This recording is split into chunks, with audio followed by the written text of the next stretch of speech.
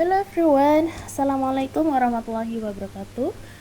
I am Zahratun Hanifah and now Miss Zara is coming back with a new video. In this video I will show you some important materials and I hope this material will be informative for you.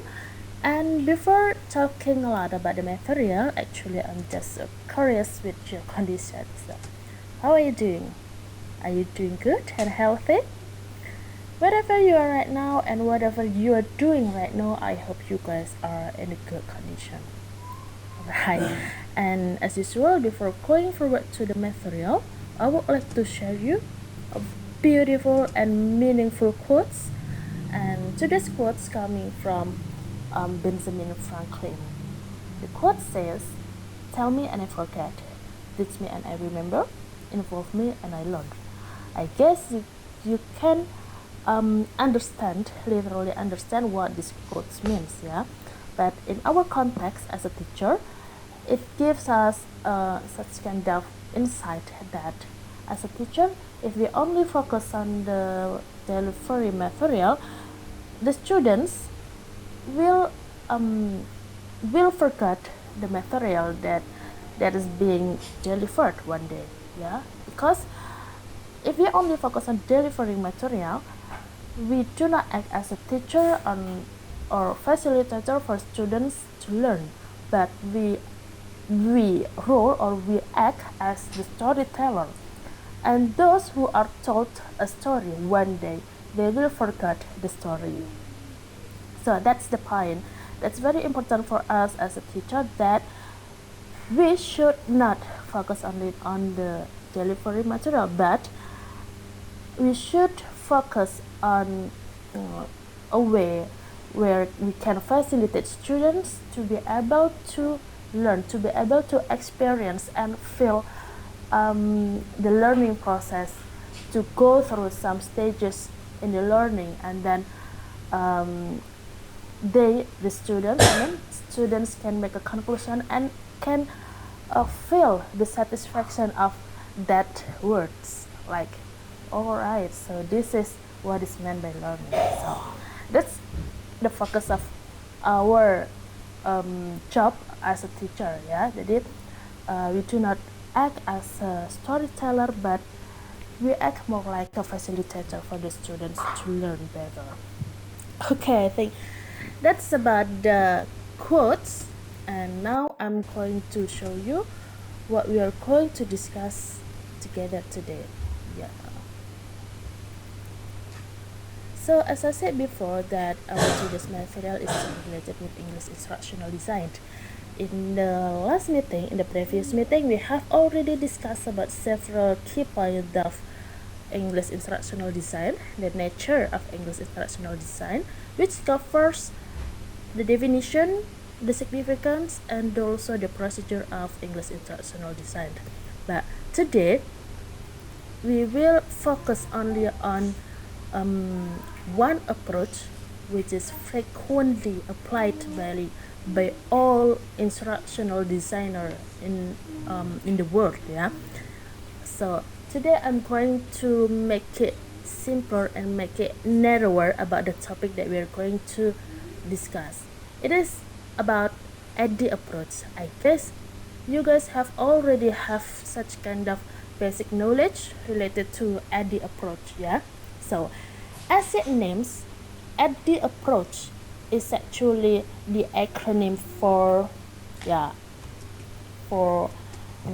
analyze, design, develop, implement, and evaluate.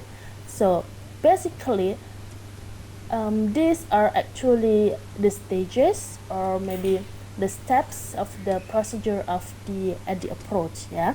It is started with analysis phase, and then it is followed by designing phase, and then after that a designer should make such kind of development on their design, and after that he or she is supposed to be able to implement the design, and the last one is evaluation.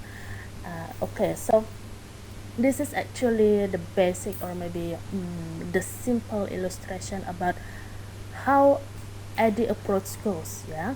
It is started with analyze, and then it is followed by some processes, and it is end with evaluation. Ya, jadi ini definisi sederhana ya mengenai Addie Approach. Jadi Addie Approach ya beberapa step ini ya teman-teman, dimulai dari analyze, design, develop, implement, and evaluate. Nah, now we are going to discuss deeper, and we are going to understand more about Addie Approach, ya. Nah, we know that Addie Approach is a series of steps or stages in designing a course or designing an instruction, yeah. But do you know that Addie is actually a product development concept? Yeah, Addie is actually a product of development concept. Yeah, it means that the concept, the basic concept which is applied, which is used in Addie Approach is actually product development. The focus of Addie Approach is product development. Yeah. So actually Addie Approach can be implemented in many aspects, in organization, in company, in the government, and any other aspect. But in our case as a teacher, and our scope is in teaching and learning process, yeah, the product development is related with the students performance, ya. Jadi produk ini ya students performance atau students competence-nya. Jadi Addie Approach dalam pembelajaran, dalam dunia mengajar ini ya, dalam dunia pendidikan itu bisa diartikan sebagai sebuah approach yang digunakan untuk meningkatkan students performance atau students competence, ya. Jadi kata kunci dari Addie Approach adalah students performance. Kok bisa, Miss? Iya, karena setiap prosesnya nanti dari analyze, design, develop, implement, and evaluation will be strongly connected and will be strongly related with students performance. Karena dalam Addie Approach yang akan kita kuliti dalam-dalam, yang akan kita bahas semakin dalam, yang kita cari tahu adalah students performance, ya teman-teman. Nah, and you need to know that Addie Approach itu juga dinilai sebagai approach yang sangat atau yang paling efektif dalam meningkatkan students performance, ya. Jadi Addie Approach is considered as the most effective approach in order to improve the students competence or students performance. That is why in every English instructional design, Addie Approach is taught, ya. Jadi Addie Approach itu selalu dibahas dalam setiap mata kuliah English instructional design atau mata kuliah instructional design lainnya, ya. And now I will move to the educational philosophy of Addie Approach. As we know that every approach and method of learning and teaching, every method, every approach of teaching process must become from such kind of educational philosophy, yeah. And the educational philosophy of the Addie Approach is intentional learning should be student-centered, innovative, authentic, and inspirational. So there are 4 main points in the philosophy, in the educational philosophy, which is adopted in Addie Approach. The first is student-centered, yeah. As I said before, that the key point of Addie Approach is the student's performance, right? So the student's performance can improve just by involving them actively during the teaching and learning process, ya. Jadi yang saya katakan sebelumnya kan key point atau kata kunci dalam Addie Approach itu kan students competence, peningkatan students competence, ya kan. Nah, students competence ini bisa meningkat hanya dengan melibatkan mereka actively during the teaching learning process. That's why the teaching learning process should be designed student-centeredly. Makanya teaching learning prosesnya itu ya harus berpusat kepada siswa, karena tujuan kita kan mengembangkan kompetens siswa. Kalau teaching learning proses berpusat kepada guru, ya berarti nanti yang berkembang ya kompetensinya guru, bukan siswa, ya kan?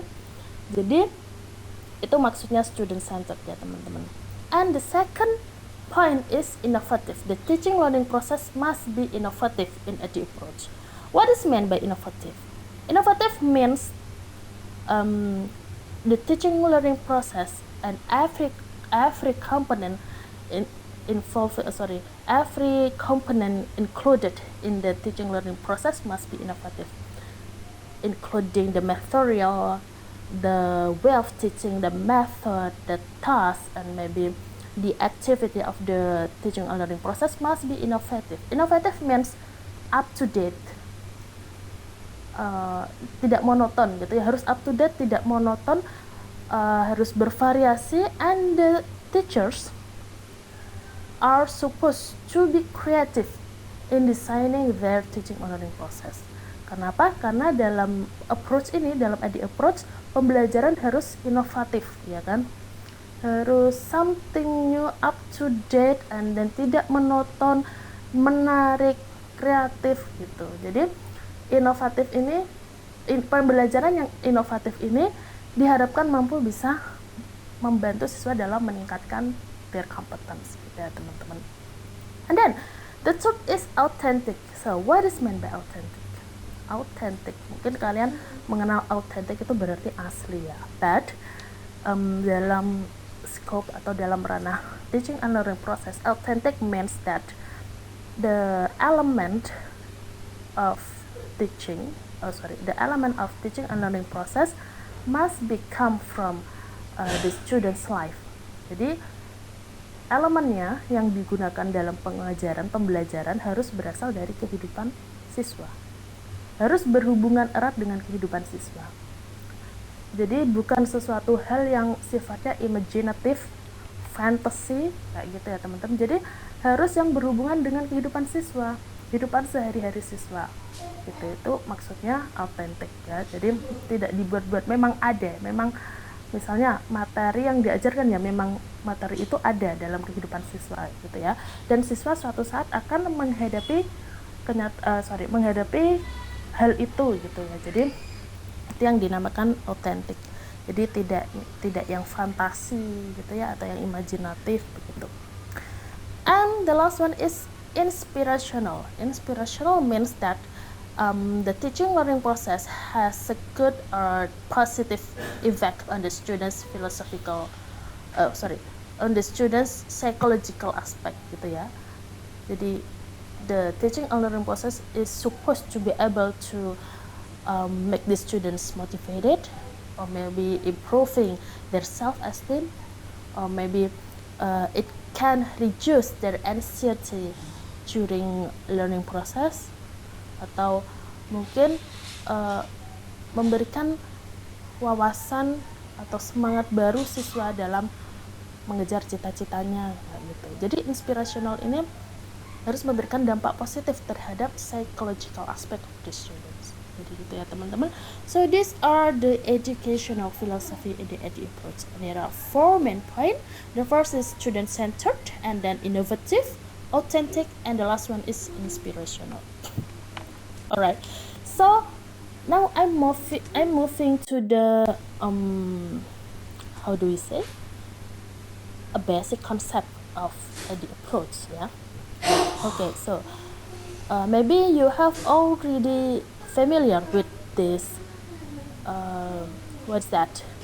How do we say? With this illustration, yeah. So here, as you can see, that there are 3 elements: input, process, and output. So Addie Approach followed this diagram ya. Jadi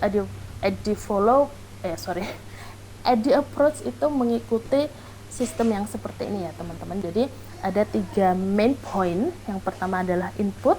Input ini bisa diartikan sebagai the student's current condition, or student's current knowledge, student's current competence.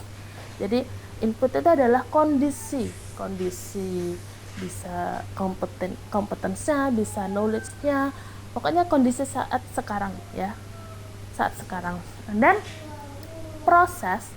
Proses ini bisa diartikan sebagai methods, action, procedure, development, or treatment. Ya, jadi proses ini adalah metode atau treatment atau desain yang akan digunakan untuk mengimprove atau meningkatkan inputnya siswa tadi. Ya, jadi proses ini adalah tadi ya metode, action atau treatment. Nah, kemudian ada output. Output ini diartikan sebagai the result, the outcomes, the products, the ideas after getting treatment, gitu ya. Jadi output ini adalah hasil akhir setelah mengikuti proses, setelah mendapatkan treatment. And output is supposed to improve. Ya, jadi output ini diharapkan bisa meningkat, sehingga bisa kita artikan bahwa output adalah input yang mengikuti proses, kemudian dia meningkat, gitu ya. Jadi itu harapannya, teman-teman. Harapannya dalam Addie Approach, student competence, ya, apapun itu student competence, setelah dilakukan treatment itu bisa meningkat, ya kan. Nah, ketika hasilnya tidak meningkat, ya, atau tidak sesuai dengan harapan, itu maka akan kembali ke awal lagi, harus diulang lagi. Jadi seandainya sudah mengikuti prosesnya ternyata hasilnya tidak meningkat, nah itu kembali ke awal lagi untuk di treatment lagi, gitu ya. Nah, jadi Addie Approach itu kurang lebih seperti ini ya teman-teman. Jadi ada 3 main points, itu ada input, proses, dan output. Dan proses ini itu diartikan sebagai treatment atau action yang diharapkan bisa meningkatkan inputnya tadi, gitu ya.